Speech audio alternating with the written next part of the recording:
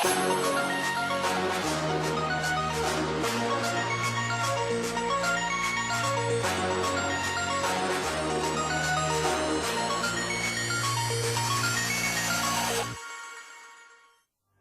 Futebol Clube do Porto Benfica, jornada 24. Vai ser necessário o Futebol Clube do Porto ser melhor, forte, competente, muito competente. O clássico número 90 na invicta para a Primeira Liga, 89 jogos, 52 vitórias do Futebol Clube do Porto.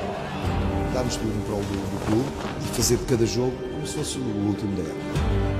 Este clássico no Dragão entre Porto e Benfica é um jogo muito importante. Grande ambiente, corações azuis. Arranca a partida, jogo no América, cabeceamento da garra. Para levantar, bola para a área, remate.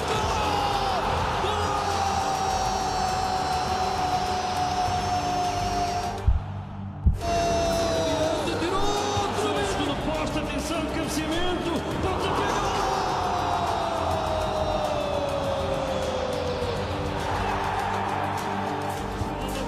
Dá para a zona de tiro, pontapé.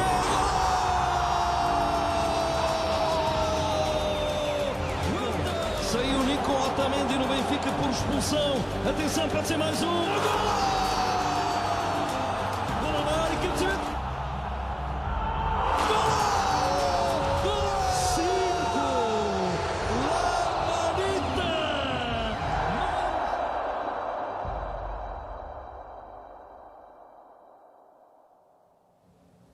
Boa noite, seja bem-vindo a mais um Universo Porto da Bancada. A começarmos da melhor forma com imagens desta vitória categórica do Futebol Clube do Porto sobre o Benfica por 5-0 no último domingo no Estádio do Dragão. E comigo em estúdio tenho já o Diogo Faria, o Bernardino Barros e o José Cruz. Muito bem-vindos. Vamos já dar início precisamente a este tema, mas antes deixar apenas uma pequena nota. Miguel Braz da Cunha, a sua participação neste programa acaba por ser suspensa, uma vez que encabeça a candidatura ao Conselho Superior para o quadriênio 2024-2028 e é uma suspensão que surge por mútuo acordo, quer do Miguel, quer também do Porto Canal, e que será retomada essa participação depois então das eleições no dia 30 de abril. Será então o regresso do Miguel. Deixamos aqui esta pequena nota e agora sim vamos avançar para o nosso programa e para os temas que vão marcar a atualidade desta terça-feira, começando desde logo, Bernardino, por estas imagens que vimos e esta vitória expressiva e histórica do Futebol Clube do Porto, 5 golos sem resposta. Olha, antes de mais, boa noite para ti, evidentemente, para o Diogo, para o Zé e para todos que estão a assistir. E ainda bem que apareceram estas imagens porque recorda-me alguma coisa que eu de facto assisti no domingo, mas que a partir daí parece que foi nitidamente escamoteado para toda a nação portuguesa. Ou seja, o Futebol Clube do Porto ganha 5-0, faz uma exibição de encher o olho, esmaga a equipa dos milhões, a tal equipa que é superior a todos e que iria fazer um passeio pelo campeonato. E eu, chegar a casa não chego, eu não ligo a televisão, quando chego a casa, mesmo quando o Porto perde, empata ou ganha, não costumo fazer isso, procuro relaxar e no dia seguinte vou ver. Mas aquilo, o meu espanto é quando chego no dia seguinte e vou fazer o zapping e o Benfica perdeu. O Benfica jogou mal. O Schmidt fez más substituições. A tática imposta pelo técnico alemão não foi a lado nenhum. E depois, quer dizer, não sei quem... Contra quem é que jogou o Schmidt e o pelotão benfiquista, não sei quem é que foi o adversário, quem foram os jogadores, quem foi o treinador, quer dizer, acabo por não saber absolutamente nada. Eu digo assim, será que jogou contra uma equipa estrangeira? Será que está a jogar, ou que jogou sozinho e foi um jogo de treino e levou 5 secos? Não, afinal de contas foi contra o Futebol Clube do Porto. Ou seja, aquilo a que nós assistimos foi apenas e só o enaltecer de uma equipa que deveria ser superior a todas as outras no Campeonato Nacional, mas que afinal de contas não é, nem nunca o foi. É, através da comunicação social lisboeta, que procura sempre enaltecer, e normalmente até faz sempre, deita sempre os foguetes antes da festa. Por isso, quer dizer, ainda bem que eu vi isto, porque parece que eu não estive aqui no domingo a ver uma exibição. Não digo que perfeita, porque ainda faltaram alguns golos por entrar, por marcar, mas que roçou a perfeição, com mais uma vez sendo aí sim de enaltecer a capacidade de análise e de transportar para dentro do terreno de jogo tudo aquilo que Sérgio Conceição e a sua equipa técnica conseguem vislumbrar nos adversários. Se isto fosse uma ocasião apenas, podíamos ficar todos na dúvida e dizer assim, o Sérgio Conceição, enfim, as coisas saíram. Agora, ao longo de todos estes tempos, a superioridade que o Futebol Clube do Porto tem demonstrado perante os adversários de tomo. E repare-se, atenção, eu estou aqui a falar em circunstâncias iguais. Estou a falar 11 para 11, que normalmente o futebol é 11 para 11. Quando o Futebol Clube do Porto joga com 10, as coisas são mais difíceis. Principalmente quando as expulsões são a 0-0. E aí fica mais difícil para o Futebol Clube do Porto. Agora, como aqui a única expulsão que houve até foi do lado de lá, e bem, porque foi muito bem expulso, e atenção que foi com o resultado em 3-0, não como aquele senhor que normalmente é o depósito dos sacos de urina, tentou dizer na SIC Notícias que efetivamente o resultado, ou o deixou induzir que a expulsão foi aos 2-0. Não, não foi. É preciso terem atenção a isso, foi aos 3-0, que já foi a expulsão, e a partir daí é que surgiu, de facto, depois, toda aquela hecatombe para os lados da luz, 4-0, 5-0, e que levou, enfim, ao perdão-me indireto de que é o presidente, o Schmidt, acha que não deve pedir desculpas, se calhar não o sabe dizer em português, só mesmo em alemão ou em inglês. Por isso, tudo isto, o que há de enaltecer aqui é uma situação. Um jogo a roçar a perfeição do Futebol Clube do Porto, muito bem conduzido, muito bem trabalhado, muito bem arquitetado pelo Sérgio Conceição e pela equipa técnica, muito bem traduzido em campo pela equipa do Futebol Clube do Porto e, para além do tal fora de jogo que houve do Tengsted nos minutos iniciais da partida, que mandou a bola também por cima da barra e também não era grande oportunidade, o primeiro remate à baliza do Futebol Clube do Porto surgiu aos 33 minutos. É do Rafa. Aos 33 minutos. Perante isto, estamos agora a tentar esconder o quê? Nada, que o Futebol Clube do Porto foi superior, fez um grande jogo, sem dúvida nenhuma, e provou mais uma vez que não é caso único, porque para tudo isto também temos o Arsenal, que ainda, precisamente, não sei se na véspera, ou até no mesmo dia, espetou mais uma vez 5 ou 6-1, exatamente, não é? 6, está bem, mas não interessa, mas espetou. A grande realidade é essa, a grande realidade é que, segundo as contas, segundo as contas que eu aqui tinha, são à volta de, nos últimos 40 e tal golos, se não estou enganado. O que é verdade é que aqui no Dragão não conseguiram fazer um único remate à baliza e ter uma única ocasião. Mérito de quem? Sérgio Conceição, a sua equipa técnica e de jogadores. Isso é que é preciso enaltecer. O resto, sinceramente, ainda bem, conforme digo, que vi a peça, porque se não visse, por aquilo que eu li, por aquilo que vi no dia seguinte, parece que o Futebol Clube do Porto que não tinha jogado, que não tinha cilindrado a super equipa e que a super equipa, que afinal de contas é um bluff. Zé, o que te apraz dizer esta exibição e este resultado? Vou dar o meu toque, como vivi o jogo, e apesar da minha provecta idade, eu não resisti e chorei com o quarto golo. Não foi no quinto, foi no quarto. Não sabia que ias admitir aqui para não, os nossos admito, telespectadores. porque foi realmente aquela comunhão, daquela euforia, aquela alegria.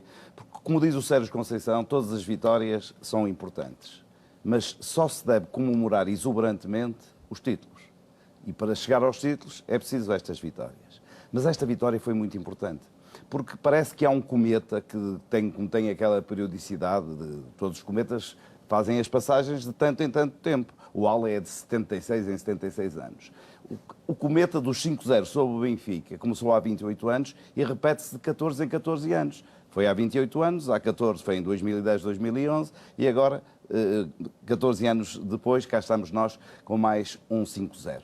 Eu só gostava de reforçar duas coisas, muito rapidamente, que o Bernardino disse. É a maneira como esta vitória, como esta goleada tem sido escondida rapidamente para os escombros da história.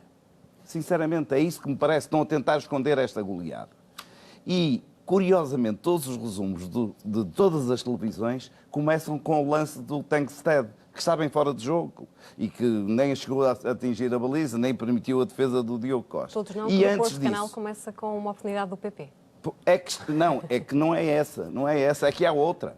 Há outra do Evan Nilsson, que no centro da pequena área não corresponde, ou melhor, corresponde de cabeça a um cruzamento magnífico, mas vai direto ao sítio onde estava o Trubin. Essa é uma oportunidade de golo claríssima.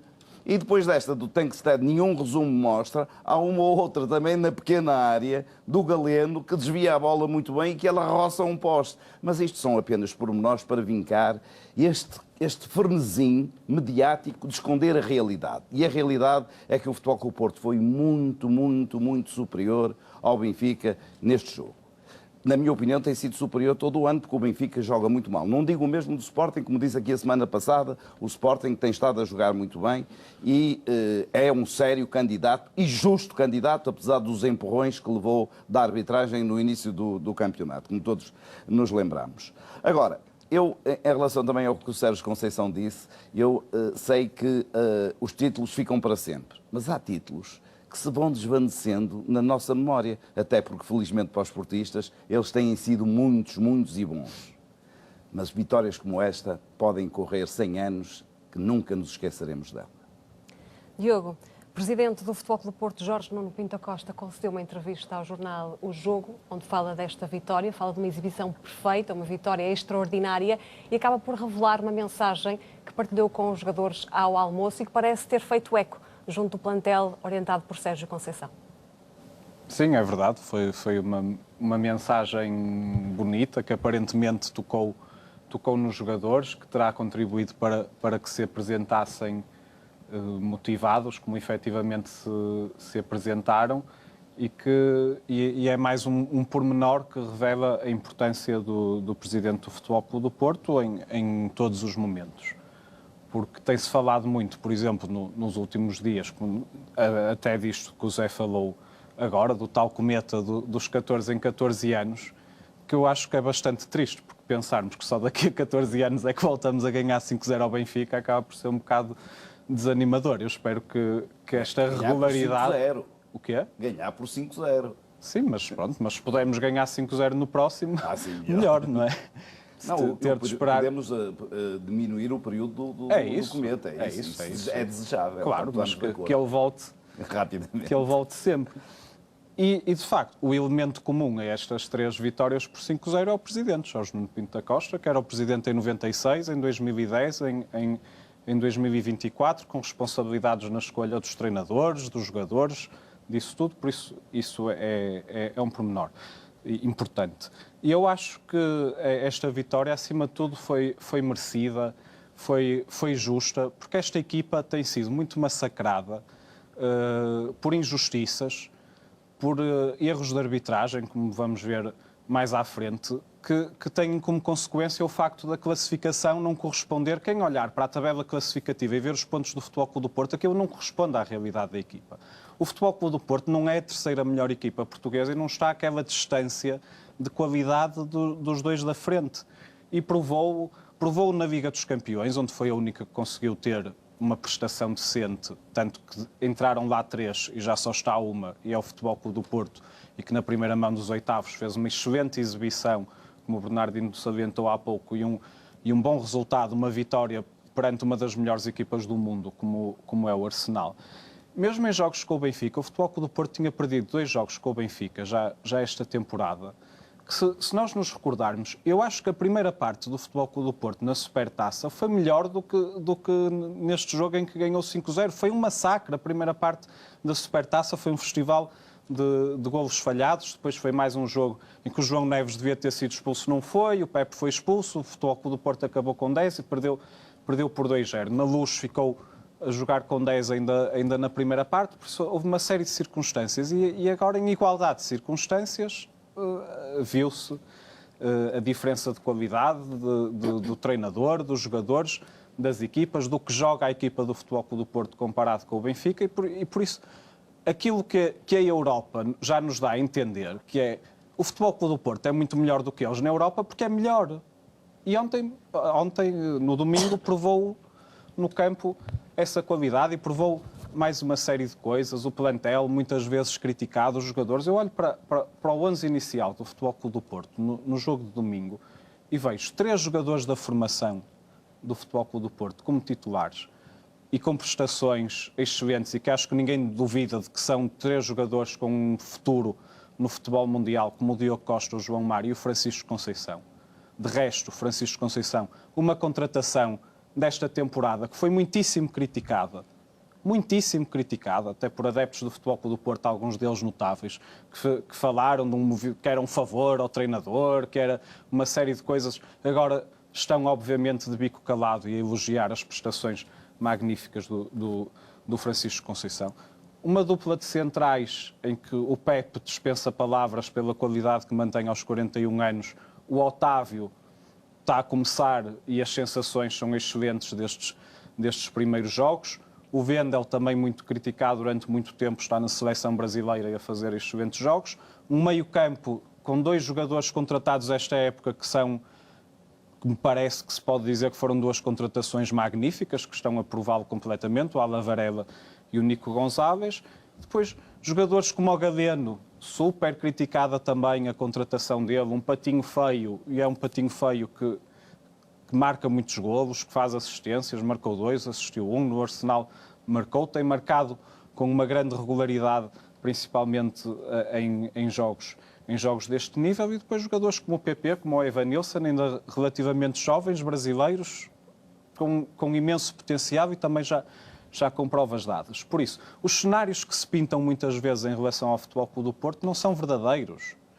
E pode ter havido jogos em que houve culpas próprias que foram reconhecidas, sobretudo ao nível da eficácia ofensiva, mas também houve muita coisa que martelou esta equipa para baixo. Por isso, eu acho que esta vitória é merecida por isso, porque esta equipa tem um valor muito superior àquilo que a classificação demonstra neste momento, e este 5-0 ao Benfica são muito mais representativos da realidade do Futebol Clube do Porto do que a maioria dos outros resultados desta época. Zé, muito também se falou naquilo que foi o blackout do Benfica nas suas redes sociais. Eu gostava de ouvir a tua opinião. O blackout das redes sociais do Benfica é normal, acontece. Em linguagem popular, o que se pode dizer, e isso é certo, é que eles fizeram blackout porque perderam o pio. É a única coisa, a única justificação que eu encontro. Houve um blackout porque perderam o pio. Agora, isto não é novidade no comportamento do Benfica quando acontece coisas destas. Há 14 anos, quando apareceu da última vez o Cometa, eles perderam na Luz por 5-0 e a comemoração dessa vitória robusta, dessa goleada, foi feita, como toda a gente se lembra, ao som com luz artificial e de isqueiros, porque as luzes foram apagadas e a rega foi quando fomos campeões. Exatamente. Não foi nos 5-0. Foi, exatamente. Mas é a mesma coisa. Sim. É a forma como se reage a estes acontecimentos dá a ideia de como o Benfica sofre quando perde jogos importantes, como este foi para o Futebol Clube Porto. Agora, eu acho que mais importante, e gostava só de dizer uma palavra, é mesmo só uma palavra, sobre a entrevista ao jogo e sobre aquele papelinho, porque eu muitas vezes interrogo-me como é que os líderes, quer sejam técnicos, quer sejam corporativos, de grandes empresas, conseguem motivar as suas equipas. Porque a motivação é um trabalho muito difícil e não pode ser repetitivo, porque senão cansa, tem que se inovar. E eu, sinceramente, achei brilhante a forma como, com um simples papel manuscrito, se consegue meter tanta informação e de uma forma tão brilhante. Sinceramente, não estou a puxar saco, que eu não gosto de fazer isso. Mas reparem, quando ele diz que manifesta toda a confiança no plantel, e como é que faz isso? Quando diz só têm de fazer aquilo que sabem. Isto, se fizerem aquilo que sabem, ganham. Isto é dar confiança ao plantel. Depois diz, apelar a uma questão que o Sérgio tinha na véspera chamado a atenção, a serenidade emocional. E isso também foi muito importante. E depois, apontou para o treinador, porque o treinador corporiza o espírito do dragão nas palavras do Presidente Pinto da Costa. Esta nova forma de abordar foi de facto muito importante e resultou plenamente naquilo que todos queríamos, a vitória e os 5 secos. Bebê, agora vou pedir que estejas atento, as próximas declarações vão ser comentadas por ti, vamos escutar. Digas que também não vi.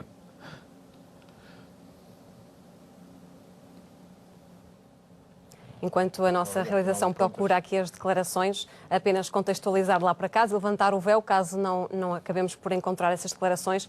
São declarações de Rui Santos, no habitual programa, a rubrica que tem Rui Santos em campo, da CNN, que diz que os jogadores estão fora de lugar, e refere-se aos jogadores do Benfica, e vou citar: os jogadores estão fora de lugar, parece uma equipa adaptada ou inadaptada, mas o que é isto? A tolerância tem limites.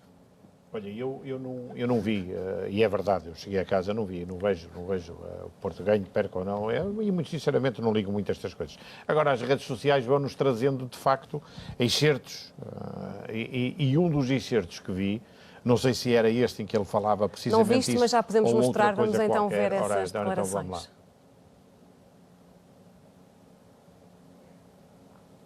Mas os jogadores estão todos fora do lugar. Parece uma equipa adaptada ou inadaptada. Mas o que é isto? Quer dizer, a tolerância tem limites. Não, foi esta que eu vi nas redes sociais. Muito sinceramente, quando vi isto nas redes sociais, temi, mas depois, como já era no dia seguinte, e não li notícia nenhuma que o senhor que me tinha dado alguma coisa, fiquei mais descansado. Porque por aquilo que eu vi isto nas redes sociais, de facto, tive medo que lhe desse um trequinho. Ele estava nitidamente, eu já nem sei como é que é de classificar isto, completamente em ânsia por aquilo que aconteceu. Isto foi um desastre. É evidente que custa-lhe a digerir os 5-0 que o clube dele levou aqui no Dragão, com direito a música de baile e fogo de artifício, já agora, ou direito a tudo. E obviamente que ele ficou com problemas. Mas isto era um adepto, não era o comentador? Não, é isso que eu digo, e é de um adepto, porque ele, ao depois tentar fazer uma crónica mais ou menos pensada, conforme ele gosta, tudo escrito e virado para a máquina, para aquelas que ali estão, que nos põe no ar, ele chegou a dizer que o Benfica está em todas as frentes. Menos, obviamente, que ele esqueceu-se de dizer que não está na Champions. Já não está. É um pormenor. É um pormenor. É Agora, maior. não sei Não sei se ele quer substituir essa frente pela única onde está sempre e constantemente, que é frente ao Colombo. É o único onde está. De resto não está mais nada. Sobre a questão, muito sinceramente, olhando para isto do Sr. Rui Santos, tive medo que com qualquer desvario mais, mas depois como acabou de facto aquilo nas redes sociais, nem tive tempo, nem me apeteceu voltar a fazer o zapping na televisão para saber se ele tinha rasgado ou não o cartão de sócio. Era a única coisa que faltava. Ana, 10 segundos, mas é mesmo. A mim o que me preocupa é que o apagão das redes sociais do Benfica se estendeu também ao Diário de Notícias. E o Diário de Notícias é um órgão da comunicação social que tem prestígio e que deve ser respeitado por quem lá trabalha. Quando o Porto perdeu na Luz por 1-0, fizeram dessa notícia capa da primeira página.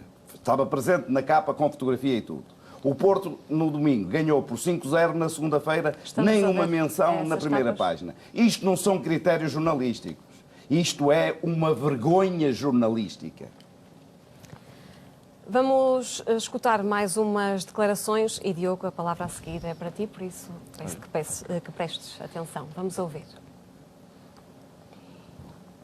Totalmente justo, indiscutível, não é para jogar sem ponta de lança. Eu acho que ontem justificava-se ter jogado com ponta de lança e digo novamente, independentemente do Benfica ter criado N ocasiões de gol, o Benfica é muito superior a todos os outros adversários no Campeonato Português. Eu acho que o Benfica parte como favorito para este jogo contra o Futebol Clube do Porto, não só por estar à frente, não só porque o Porto também não vem numa boa série, mas porque o Benfica tem demonstrado ser uma melhor equipa, uma equipa pelo menos mais consistente do que o Futebol Clube do Porto. Tem tido alguns arranques em falso, é verdade, mas tem conseguido de alguma forma dar a volta aos seus jogos ao longo dos 90 minutos, conseguir demonstrar alguma eficácia. Portanto, eu acho que o Benfica parte como favorito e parte aqui claramente com a intenção não só de esquecer a derrota contra o Sporting, como de voltar a vencer o Futebol Clube do Porto esta temporada e de cavar essa distância que seria de 12 pontos em caso de vitória e que deixaria, a meu ver, o Futebol Clube do Porto um bocadinho aliado da corrida pelo título. Diogo, o teu comentário a estas declarações? O meu comentário é que esta gente não aprende. Eles comentam futebol, eles não sabem o que é o Futebol Clube do Porto. Nem sabem, pelos vistos, o que é o atual Benfica. Mas eles não sabem o que é o Futebol Clube do Porto. Não sabem qual é o efeito de nos darem como mortos antes de jogos como estes. Não sabem que... Eu lembro-me bem de um início de época muito difícil que o Futebol Clube do Porto teve há algumas épocas, que foi Aquela temporada começou com a derrota com o Krasnodar, que foi duríssima, a eliminação na pré-eliminatória da Liga dos Campeões, e com uma derrota em Barcelos, também na primeira jornada do campeonato. E o Futebol Clube do Porto, logo a seguir, já não sei se era a terceira jornada, foi à Luz. E eles andavam a dizer, era o grande Benfica do Bruno Lage, que tinha ganho 5-0 ao Sporting na Supertaça, e as entrevistas aos adeptos, os comentadores, era tudo, vai ser 5-0, vai ser 6-0, vai ser 7-0, e foi um jogo em que o Marchesino não fez uma defesa. Até há aquela célebre fotografia de Marchesino encostado ao poste. O Futebol Clube do Porto ganhou 2-0 com uma limpeza total e acabou por ser campeão nessa época e por ganhar a taça. Curiosamente, também num jogo contra o Benfica, em que esteve em desvantagem numérica.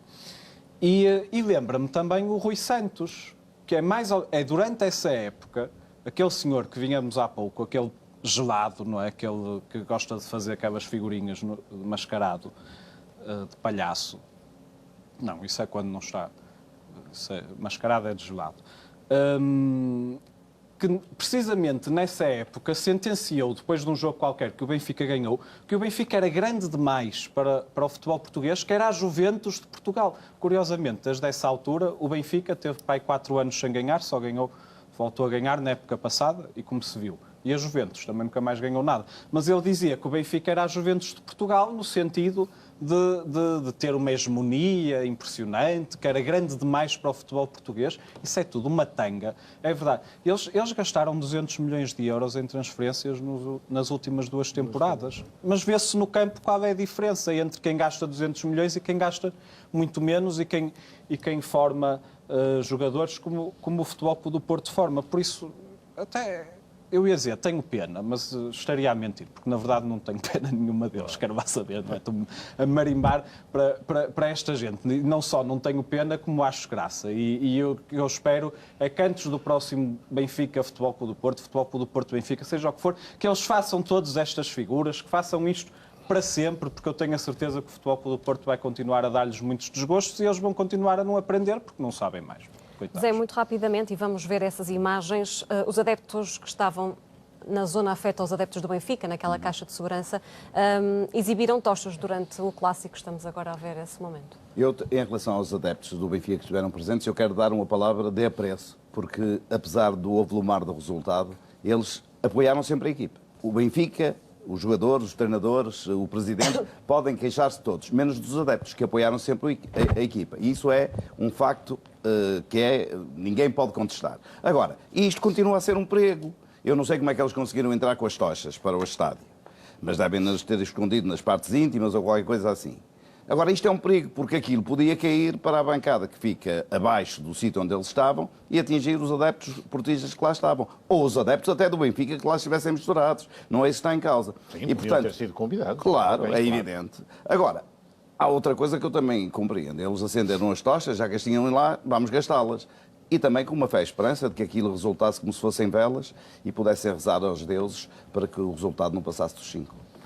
Vamos avançar. Só dizer ainda, muito rapidamente, só sobre a tal questão anterior, depois sobre não as capas. Não tem problema nenhum, eu sou rápido, é simples. Porque aquilo que me admira no meio disto tudo, e são 2 comentadores, que eu muito sinceramente, um não conheço, que é o Diogo Luís, só o conheço de comentador, porque segundo me dizem foi jogador de futebol, mas devia ter sido tão fraquinho que da história ele não reza. E depois, a senhora Mariana Fernandes, é normal, e sabes que é normal, porque estão ambos a trabalhar na televisão do Sr. Muniz, que cheguei a ter também algum receio durante o jogo. Agora na SIC. Agora estou na SIC. Joguei que era CNN. Pronto, joguei. Porque tive receio que o Sr. Muniz, se tivesse atirado depois dos 4-0 e quando ouviu os foguetes e viu esta pirotecnia, que julgasse que estava na faixa de Gaza e se tivesse atirado para a Alcatifa para debaixo do sofá. Mas não, afinal de contas parece que ainda continua, porque ainda hoje o vi lá no canal, na televisão. Por isso está calmo e tranquilo. Vamos então avançar e agora peço também a vossa atenção para o vídeo que vamos assistir com 3 lances que podem ter sido fulcrais. Estamos agora a ver esses lances e vou pedir, Diogo, que sejas tu a analisá-lo. Começamos com este lance que foi aquele penalti não é não preciso assinalado analisar, sobre o Eustáquio? é só recordar. Isto são jogos já deste ano civil, de 2024. No Futebol Clube do Porto Boa Vista, um lance sobre o Eustáquio, que foi unânime, um penalti que ficou por assinalar, o jogo ficou 0-0. Um penalti também sobre o Evanilson no Futebol Clube do Porto Rio Ave, que foi assinalado e foi revertido pelo vídeo-árbitro mal, porque como se vê nas imagens que não foram mostradas ao árbitro, que são estas, existe um toque, o Evanilson foi derrubado, por isso era penalti. E aqui também um penalti sobre o Galeno, que é demasiado evidente, no jogo com o Arouca, numa altura em que estava 2-1, foi um jogo que o Futebol Clube do Porto perdeu, também por um golo de diferença, e que, por isso, são 3 penaltis em jogos em que o Futebol Clube do Porto perdeu pontos, que a probabilidade de serem convertidos todos, ou 2, ou 1, é muito grande. Acho é muitíssimo improvável que os 3 fossem falhados, e que se tivessem sido marcados, o Futebol Clube do Porto teria mais pontos neste momento na tabela. E são demonstrativos daquilo de que falava há pouco, que é a classificação é mentirosa neste momento. O Futebol Clube do Porto tem menos pontos do que aqueles que devia. Houve jogos, não jogou em todos, como é evidente, como jogou neste jogo com o Benfica, mas fez o suficiente para ter mais pontos do que aqueles que tem agora. Porque dizer-se que o Futebol Clube do Porto não jogou sempre bem, isso é daquelas coisas. O Benfica também não jogou sempre bem e tem mais pontos. O Sport, aliás, quando é que o Benfica jogou bem? O Sporting também não joga sempre bem e tem mais pontos. Foi muitíssimo beneficiado em jogos como o jogo com o Casa Pia, o jogo com o Farense, que foi uma absoluta vergonha. O jogo do Sporting em Faro foi vergonhoso. A maneira como o Sporting ganhou em Faro é inqualificável. E como ganhou ao Casa Pia foi com um golo em fora de jogo, não é? Ganhou por um golo, sendo esse golo marcado em fora do jogo. Por isso, isto são lances que nós temos de recordar, porque as pessoas esquecem-se muito facilmente e depois dizem mas eles só se queixam da arbitragem, aquilo é sempre... Não, é quando ganhamos também temos de mostrar isso. Quando damos 5-0 ao Benfica também temos de mostrar porque é que não estamos mais acima na tabela, apesar de termos capacidade para fazer exibições como a que fizemos no domingo e resultados como a que fizemos no domingo. Bebê, também a tua análise, uma vez mais, a esta realidade. Dizia o presidente Jorge Nuno Pinto da Costa na entrevista concedida ao jogo que se deixarem o Futebol Clube Porto trabalhar, se deixarem esta equipa trabalhar, que a equipa vai muito longe. Vai, mas não deixam. E aquilo que nós constatamos é precisamente isso. Não são só estes lances das grandes penalidades que são por demais evidentes. São outras coisas, como ainda neste jogo. A questão da celeridade com que se mostram cartões amarelos a jogador do Futebol Clube do Porto. Já falei aqui e já trouxe precisamente números sobre isso, onde o Futebol Clube do Porto, e todos nós os constatamos e sabemos que é verdade, em que o Futebol Clube do Porto tem mais cartões do que todas as outras equipas juntas. É verdade. O Futebol Clube do Porto tem 66 cartões amarelos. Parece uma equipa que vai, sei lá, de Chaimite, não, como faz lembrar o outro, para dentro do terreno para dar cabo dos adversários. Não é verdade. Agora, isto é uma nítida perseguição. Vocês repararam neste jogo a celeridade com que o árbitro da partida correu para o banco do Futebol Clube do Porto para mostrar o cartão amarelo ao Sérgio Conceição, quando ele contestou uma entrada, mais uma, sobre os jogadores do Futebol Clube do Porto e que não foi punida? Esse é que é o problema. Agora, estamos a falar aqui em lances que são demasiado óbvios. Agora vamos ver outros lances. Vamos ver lances que também são capitais. O Futebol Clube do Porto está a perder por 1-0 em Alvalade e há um lance que nitidamente pode subverter tudo aquilo, que é a expulsão do Guiócaras, que não aconteceu, com agressão sobre o Pepe. E a partir daí eram 10, era de menos o tal grande jogador que está lá na frente, de facto, um excelente jogador, muita força, muita capacidade física, mas a verdade é que isso não aconteceu. E tirando isso, outros lances também. Como ainda agora vimos, precisamente em Portugal, num lance do jogo do Sporting de Braga, não ser marcada nem falta, nem expulso o jogador do Braga que dá a mão, quando o João Mário foi expulso o ano passado, perante o Gil Vicente, creio eu. Ou seja, são lances iguais que acontecem e que depois nós não vemos. E quando saímos daí para ver, de facto, as exibições e que os árbitros vão fazendo nós lá fora, começas a fazer um paralelo que é isto. Mas porquê que eles lá fora não apitam conforme apitam aqui? Porquê? Porque não têm e sabem perfeitamente que não o podem fazer. Porque, para já, menos árbitros nós temos, nos grandes palcos europeus. E se eles continuarem a fazer as asneiras que fazem aqui, como daqui a pouco os meus companheiros vão falar precisamente de um artista que de facto pintou a manta esta semana, as coisas são como são. Ou seja, nada disto me admira, isto é normal, é recorrente, vai acontecer, há de continuar a acontecer e, infelizmente, alguém tem que pôr cobra a isto porque, de facto, são perseguições a mais. Ou, por outra, aquilo que eu digo é assim, é incompetência pura. Os árbitros não têm competência. Porque eu... Estás a olhar para mim com essa cara e eu até fico assustado. Oh, palavra de Deus, sabes porquê? Porque eu estou a chamar incompetentes, é verdade. Sabes porquê? Porque não quero acreditar que é por má fé. Não quero acreditar que é por má fé. Portanto, a partir daí só há uma única hipótese. São incompetentes. E sendo incompetentes, não podem apitar. Zé, o Bernardino falava agora de mais um protagonista no que diz respeito à arbitragem e é Hélder Malheiro, que tem feito correr muita tinta, tendo em conta o trabalho que foi efetuado no jogo entre a Sporting de Braga e a Estrela da Amadora este fim de semana. Esse foi o último episódio. Têm sido recorrentes os episódios ali. Isto parece uma saga do Sr. Hélder Malheiro. Aliás, é importante que um árbitro a quem tem vindo a ser dadas muitas responsabilidades, jogos importantes, tenha tido a sua melhor classificação, um 11º lugar. Isto é muito significativo. Quer dizer, porque é que o Sr. Hélder Malheiro, não conheço o senhor, não ponho em causa a sua seriedade, a sua honestidade, não é isso que está em causa. Mas porque é que este senhor tem tido tantas oportunidades quando a melhor classificação que teve foi 11º lugar? Eu não vi o jogo em direto do Braga contra o Estrela da Amadora, mas tive, por saber que íamos falar disso, foi ver os resumos. E aquilo é uma coisa inexplicável. E é de uma arbitrariedade, não é por ser árbitro, é de não ligar a um colega de profissão que está na função de VAR. Porque, por duas vezes, ao minuto 49, com 0-0, o Vítor Carvalho, médio do Sporting de Braga, eu acho que temos esse lance, joga claramente a mão com a bola. Isto é penalti. A bola com a mão, ao contrário. Sim, exatamente. O VAR, que era o Sr. Bruno Vieira, alertou o árbitro para ele rever o lance. Ele reviu o lance e manteve a sua decisão. Diz assim, fui burro e continuo burro. Em termos populares é isto. Se vê um erro e mantém o erro é porque é burro. Depois, mais tarde, marca que 5 minutos ou 11 minutos depois há um lance de penalti. Estamos a ver as imagens. Este lance, que não tem nada a ver com o empurrão, por exemplo, que sofreu o Galeno nas costas, esse cínico, ou o Eustáquio. Isto é um toquezinho sobre o Banza. O Banza fez o trabalho dele, deixou-se cair e o Sr. Hélder Malheiro, pumba, penalti.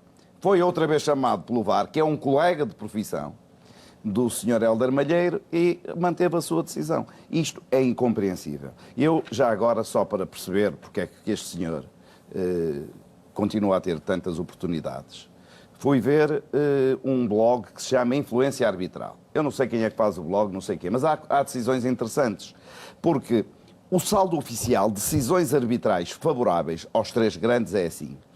O Futebol Clube Porto, entre penaltis a favor, penaltis perdoados, expulsões de adversários e expulsões do Futebol Clube Porto, tem 1 de saldo favorável. O Sporting também tem 1. O Benfica tem 6. Analisando apenas o saldo oficial de minutos em que as 3 equipas estiveram, nas últimas épocas, em superioridade numérica, em jogos arbitrados pelo Sr. Hélder Malheiro, temos estes valores. O Futebol Clube Porto teve 10 minutos em superioridade numérica em todas as épocas de jogos apitados pelo Sr. Hélder Malheiro. O Sporting teve um prejuízo de 2 minutos, isto é, teve em inferioridade numérica, não em superioridade. E imaginem, o Benfica teve em superioridade numérica durante 119 minutos. Estes dados não são meus, foram coligidos pelo blog Influência Arbitral. Diogo, a tua análise àquilo que tem sido esta aposta em Hélder Malheiro para arbitrar jogos do principal escalão do futebol português? É uma aposta, como é que eu hei de dizer?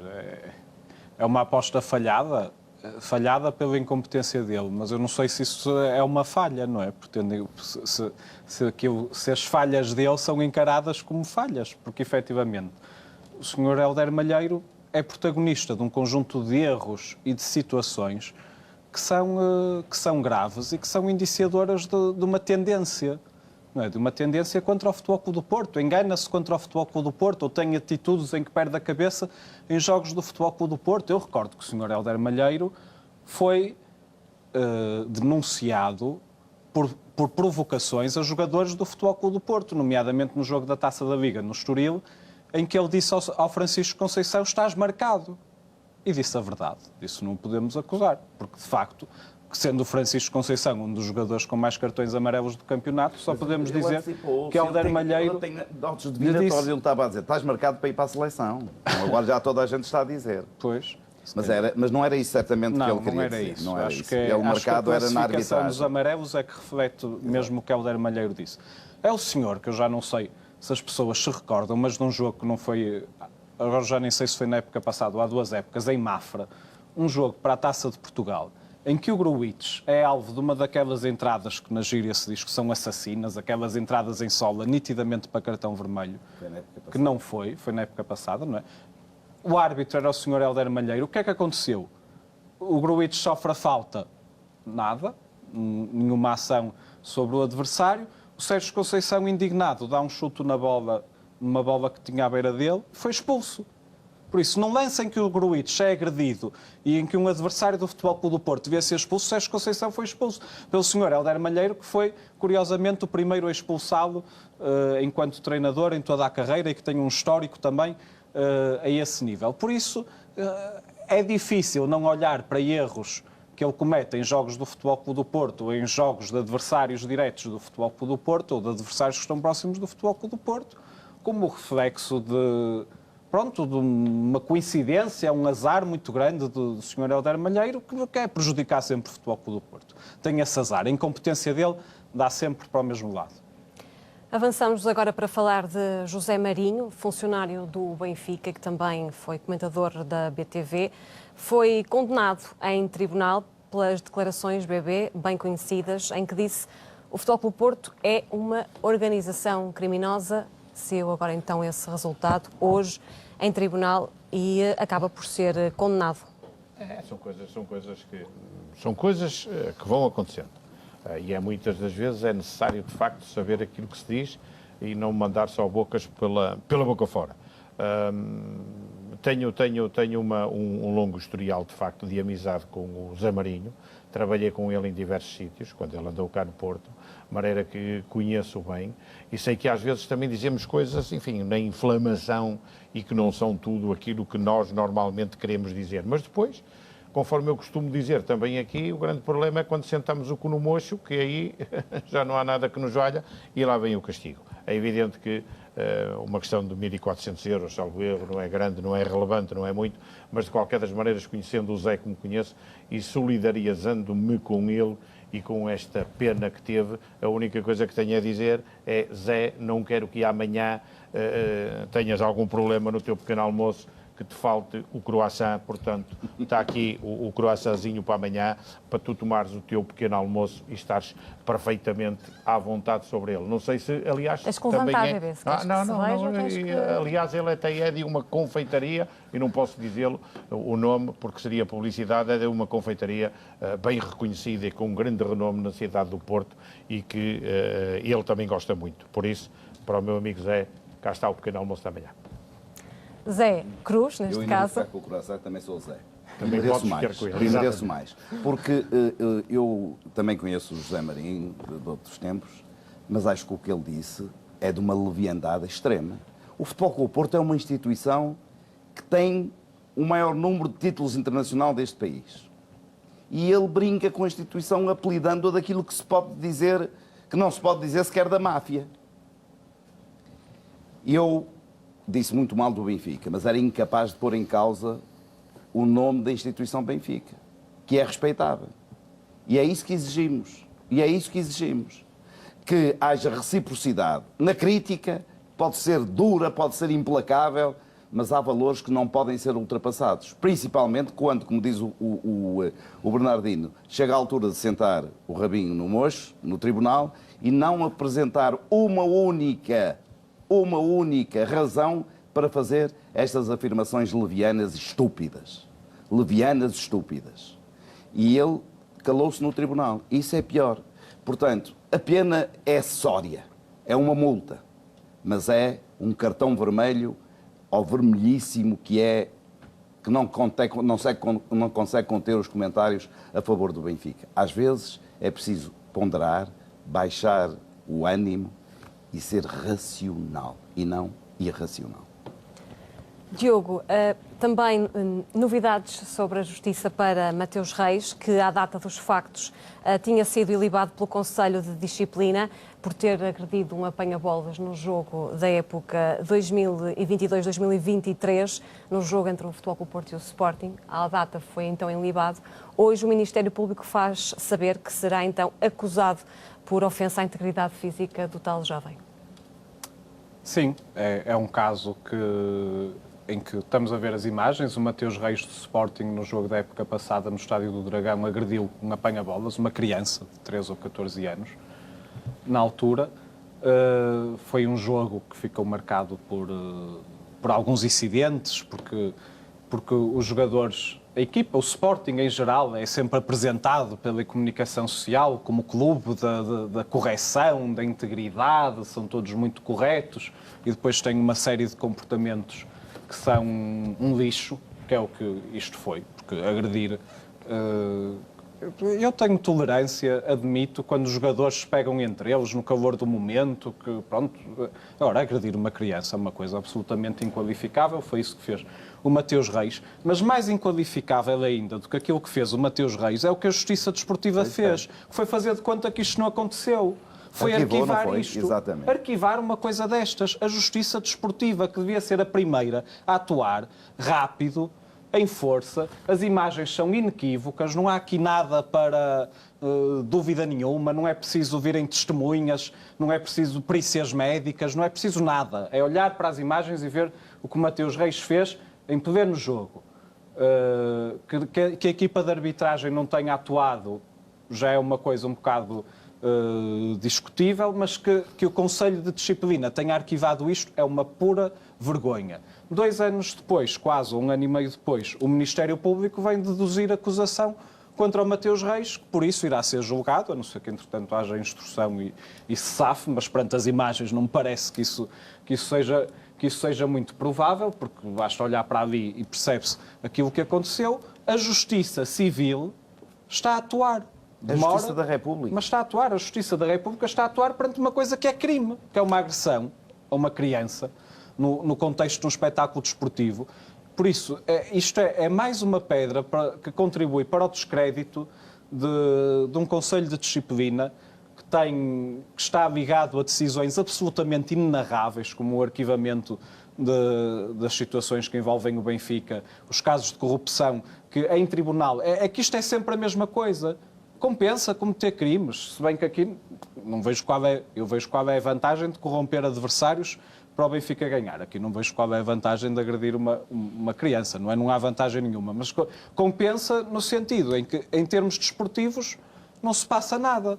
Mas a Justiça da República, pelos vistos, consegue identificar quando há situações que não são corretas e que estão à margem da lei, e é mais este caso. Por isso, isto é um caso que deve cobrir de vergonha o Conselho de Disciplina, porque é vergonhoso que aquilo que a República considera um crime, eles não consideram nada. Bernardino. Não, é importante, mas isso aí é normal também. Infelizmente vamos assistindo sempre a estas coisas. Quem nomeou o presidente do Conselho de Disciplina da Federação sabia perfeitamente aquilo que fazia. Porque estava no seu, eu não digo no seu ADN, mas fazia parte da sua perseguição ao Futebol Clube do Porto, quer a nível profissional, quer a nível pessoal. E isso acontece. E é aquilo que está a acontecer. Tudo é arquivado, o Futebol Clube do Porto é castigado celeramente na maior parte das coisas, olvida-se tudo isto e depois convém não esquecer, porque aquilo que diz, e o Ministério Público diz, ofensa à integridade física de um menor, na altura tinha 13 anos, e estamos a falar em 20 de agosto de 2022, quase que estamos a fazer 2 anos, e o Ministério Público resolveu agora, porque é evidente, é muito mais moroso, há greves, há tudo agora. Quando a nomeação deste presidente teve como propósito, por parte do Presidente da Federação Portuguesa de Futebol, Dr. Fernando Gomes, a celeridade na análise e decisão dos processos. Aquilo que nós vimos foi que, de facto, mais valia estar quieto, porque a ejaculação precoce das leis também pode vir a dar problemas conforme nós estamos a assistir. Ou seja, arquivou, esqueceu-se, não há nada que tivesse que ser punido pelo Mateus Reis, pela atitude que teve cobarde perante o menor, mas a realidade é que o Ministério Público intervém, diz que sim senhor, que há motivo para punir, o Conselho de Disciplina continua a assobiar para o lado, como de costume, dos fracos não reza a história. E não há de rezar mesmo. Zé, avançamos para falar daquilo que tem sido a postura, se calhar, eu diria, algo discreta por parte da comunicação social para dar conta de alguns factos e para, por exemplo, falar que continua a decorrer o julgamento dos casuals do Benfica que sodomizaram um menor com um pau, mas também, mais recentemente, estes militares da GNR que alegadamente estavam afetos ao Sporting, em dia de folga, acabaram por ser agredidos por adeptos do Benfica. Foi numa área de serviço da A1, segundo as notícias, que deram sempre manchetes em muitos jornais do nosso país, quando havia alguns distúrbios provocados pelos Super-Dragões.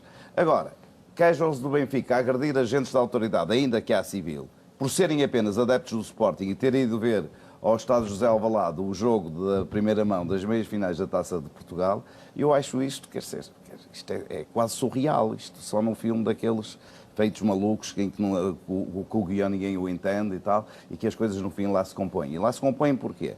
Porque isto faz parte de uma estratégia que eu tenho vindo aqui a dizer, é não noticiar aquilo que é prejudicial ao Benfica. Isto é censura, ou pelo menos autocensura, que ainda é mais grave que a censura, porque a censura é alguém que a impõe. A autocensura são as pessoas que têm medo de dizer a verdade e de denunciar aquilo que deve ser denunciado. Quanto ao caso do julgamento, esse é um exemplo paradigmático, já falamos a semana passada. Há pouquíssimas notícias sobre o decurso desse julgamento, mas continua a haver correrias para ir ver se uma determinada arguida, ainda não acusada, vai ou não cumprir a tarefa de se apresentar no posto da polícia à hora dos jogos. Isto é uma coisa inacreditável, esta contradição perante factos do mesmo foro judicial. Agora, eu, esta semana, fiquei mais preocupado com uma coisa, é que parece que nas redes sociais há ameaças deste ou de outro grupo de casuals do Benfica, mostrando vídeos da tal sodomização do adepto e dizendo aos rivais que isto vai voltar a acontecer. O silêncio da comunicação social portuguesa perante estes casos torna-os cúmplices. E desta mácula, ninguém lhes tira se estas ameaças se concretizarem. Diogo, isto é o mais grave. O Sr. Luís Rosa vai tratar disso. Isto é o mais grave. O que refere o Zé é que a falta de eco na comunicação social faz com que não haja também uma maior vigilância para com estes adeptos. Sim, é a comunicação social, a imprensa de Lisboa, sobretudo, a admitir-se do seu papel de dar notícias, de tratar de forma minimamente equitativa situações que são comparáveis ou que não são comparáveis, porque umas são muito mais graves e não têm expressão nenhuma na imprensa, e também de exercerem a sua influência na sensibilização para a ilicitude de algumas práticas. E, de facto, o que nós vemos é que nós só temos de fazer, eu digo sempre a mesma coisa, mas é verdade, é só fazer o mesmo exercício, é muito simples. Os Super-Dragões agrediram 2 militares da GNR na área de serviço de Antoine. Imaginem o que é que isto dava. Eu estou a inventar, isto não aconteceu. Aconteceu com membros, com adeptos do Benfica em relação a militares do GNR que seriam adeptos do Sporting. Mas imagine-se, os Super-Dragões agrediram 2 militares da GNR. Era a subversão de tudo, era o ataque, é o Futebol Clube do Porto que está ligado a um ataque ao Estado de Direito, estão em causa as instituições democráticas, as Forças Armadas têm de reagir, está a ser colocada em causa a soberania e a segurança nacional. Iam ser coisas assim, iam estar à porta de casa destas pessoas, se elas fossem detidas iam estar à porta da cadeia, se fossem a tribunal iam estar à porta do tribunal. E o outro caso com o qual nem dá para brincar, porque é uma coisa tão escabrosa. Não é? Este caso de uma agressão sexual contra um menor com um pau, por questões de divergências clubísticas, é das coisas mais nojentas de que temos falado e que têm acontecido, sendo que no cardápio, no cadastro das claques do Benfica estão coisas muitíssimo graves, como, desde logo dois homicídios, mas isto está muito próximo disso. E a comunicação social, onde é que está a Tânia Laranjo? Onde é que está a filha da Tânia Laranjo? Onde é que está essa gente toda que passam a vida à porta de tribunais, de cadeias, à procura de membros dos Super Dragões? Onde é que estão quando acontecem coisas destas em relação ao Benfica? Não sei, andam por aí. Obrigada, Diogo. Obrigada, Bernardino. Obrigada, Zé. Chegamos assim ao fim de mais um Universo Porto da Bancada. Agradeço a sua preferência e continuação de uma ótima noite.